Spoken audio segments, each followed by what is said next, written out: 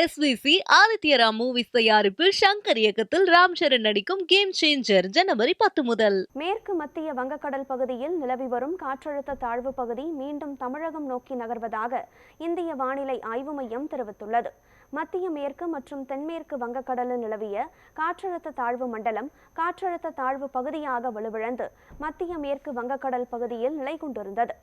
தொடர்ந்து அந்த காற்றழுத்த தாழ்வு பகுதி மேற்கு தென்மேற்கு திசையில் நகர்ந்து நாளை தமிழக வட மாவட்டங்களின் கடலோர பகுதி மற்றும் தெற்கு ஆந்திரா கடலோர பகுதியை நோக்கி வரக்கூடும் என்று தெரிவிக்கப்பட்டது. இந்நிலையில் ஆந்திராவை நோக்கி சென்ற காற்றழுத்த தாழ்வு பகுதி மீண்டும் தமிழ்நாட்டை நோக்கி திரும்புவதாக இந்திய வானிலை ஆய்வு மையம் தகவல் தெரிவித்துள்ளது. அதன்படி அடுத்த 2 நாட்களுக்கு தமிழகத்தில் கனமழை பெய்ய வாய்ப்புள்ளதாக இந்திய வானிலை ஆய்வு மையம் தெரிவித்துள்ளது.